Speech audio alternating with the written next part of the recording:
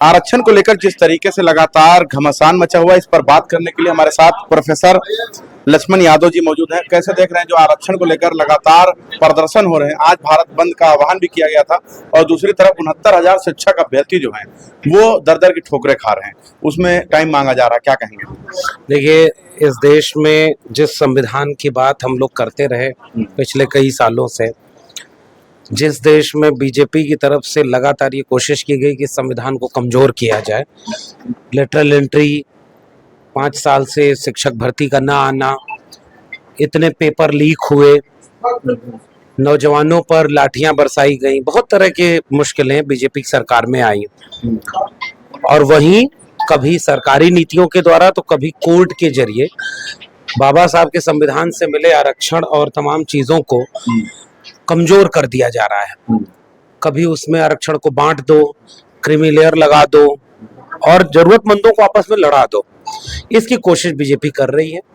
आज भारत बंद जो हो रहा है वो संविधान की मूल भावना को बचाने के लिए हो रहा है कि एक बार बिना जाति जनगणना के कैसे पता चलेगा कि किस जाति समुदाय में, किस तबके में कितने लोग क्रीमी लेयर में आए हैं। इसका कोई आंकड़ा है नहीं, वर्गीकरण के लिए कोई ठोस आधार है नहीं। एक बस शिगुफा मन में भर दिया गया है कि कुछ जातियों ने ज्यादा खा लिया, बाकी लोगों को नहीं मिला, बांट दो। तो जहां बांटोगे, अभी एनएफएस किया जा रहा है, प्रोफेसर नहीं है, डॉक्टर नहीं है, जज नहीं है, तो जितने पोस्ट आरक्षित है वही कोटा पूरा नहीं हुआ। आज तक देश का कोई संस्थान ऐसा नहीं है जिसमें 50% SC ST OBC जितना आरक्षण है। देश का कोई संस्थान, कोई विश्वविद्यालय, कोई जुडिशरी, कोई भी मीडिया, कोई निजी क्षेत्र, ब्यूरोक्रेसी, कहीं एक जगह दिखा दीजिए जहां 50% आरक्षण वाले लोग पहुंच पाए हैं। और अभी से आप उन्हें बांटने लगे तो बाकी सीटें खाली रह जाएंगी और उन सीटों को फिर जनरल से भर दिया जाएगा। तो ये बहुत गंभीर सवाल है, आरक्षण की मूल भावना पर हमला है। इसलिए भारत बंद का हम लोग समर्थन कर रहे हैं और ये कह रहे हैं कि देश चलेगा तो बाबा साहब के संविधान से चलेगा। सरकार कह रही है कि 2 भागों में बांट रही है विपक्ष SC ST वर्ग को, तो आपको लगता है कि विपक्ष बांट रही है? नहीं, तो सुप्रीम कोर्ट का फैसला आया ना कि उप वर्गीकरण किया जाना चाहिए और उप वर्गीकरण करने का काम सुप्रीम कोर्ट ने कहा। सरकार का जब पक्ष आया तो उसने कहा क्रीमी लेयर लागू नहीं होगा। उप वर्गीकरण पर सरकार ने क्यों कोई बात कही नहीं?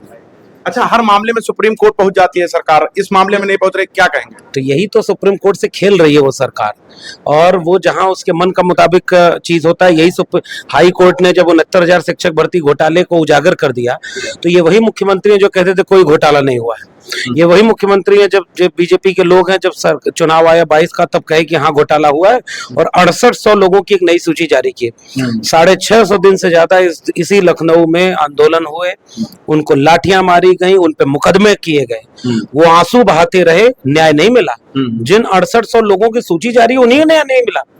अभी हाई कोर्ट ने कहा कि ये घोटाला, महा घोटाला हुआ योगी सरकार का अब तक का। तो आप ऐसा नहीं चाहते कि जिन लोगों ने घोटाला किया उन्हें जेल में भेजा जाए, घर में बुलडोजर चले? ओम प्रकाश चौटाला 3200 शिक्षक भर्ती का मामला था और जेल चले गए 10 साल के लिए। और वो आज योगी आदित्यनाथ जी की सरकार में कोई तो दोषी होगा। हम नहीं चाहते कि बुलडोजर चले, हम तो बस सवाल पूछना चाहते हैं कि बुलडोजर जाति धर्म देखकर क्यों चलता है? संविधान चलना चाहिए। बुलडोजर अच्छी चीज नहीं है। आप किसी पर आज ताकतवर हैं, आप बुलडोजर चलाएंगे, कल को कोई आप पर चलने लगेगा तो ये अच्छी चीज नहीं है। अच्छा, 69,000 में 19,000 लोग जो काम कर रहे हैं, जो जिनको नियुक्ति पत्र मिल गया वो विद्यालयों में है, तो उनके लिए भी सरकार चिंता कर रही है। आपको नहीं लग रहा उनके लिए भी कुछ अस्थायी होना चाहिए? सरकार का सबसे अच्छा काम ये होता है कि जरूरतमंदों को आपस में लड़ा दो। पहले 69,000 में 19,000 वाले जो आरक्षण का घोटाला हुआ वो कोर्ट गए। अब फैसला आया, 5 साल से वैकेंसी नहीं आई है ना। असली खेल देखिए क्या है, 1-1.5 लाख वैकेंसी खाली है। 5 साल हो गया शिक्षकों की वैकेंसी नहीं आई, लोग ओवरेज हो रहे हैं, लोग टेट और ये सारे एग्जाम किए हुए हैं, वैकेंसी नहीं आ रही।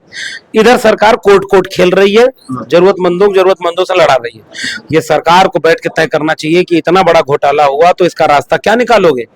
अब किसी ने विवाह शादी कर लिया, किसी ने जो है घर में लोन ले लिया, किसी ने घर बनवा लिया और नौकरी छीन लोगे। कितने लोग सुसाइड कर करने को मजबूर हो गए तो क्या करोगे? बैंक भी रिकवरी करने के लिए कह रहे हैं। हाँ, वो वापस कर लिया, यू टर्न ले लिया, जैसे लेटरल एंट्री वापस लिया। मेरा कहना यह है कि सरकार जिम्मेदार है इस सबको।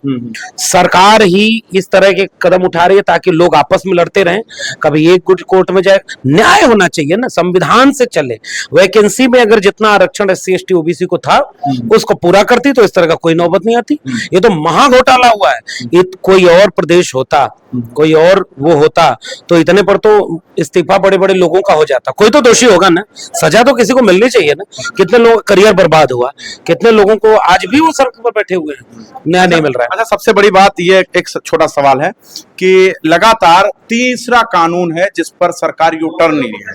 आपको क्या लगता है, विपक्ष मजबूत हो गया इसलिए यू टर्न लिया जा रहा हम है? ये कह रहे हैं देश की जनता मजबूत हो गई है, देश की जनता संविधान को मजबूत कर रही है और संविधान के नाम पर इस देश में न्याय की लड़ाई मजबूत हुई है और संविधान को बचाने के लिए देश की जनता ने विपक्ष को मजबूत किया। तो ये सारा माहौल बदला है और इस माहौल बदलने की वजह से दिख रहा है कि तानाशाही कमजोर हुई है।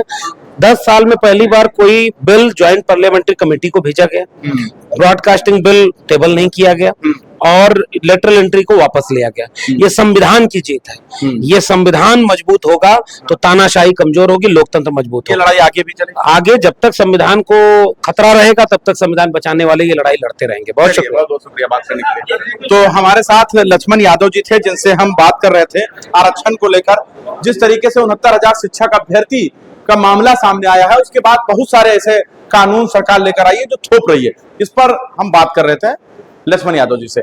आपकी क्या राय है कमेंट बॉक्स में जरूर बताना। देखते रहें 24 तक न्यूज।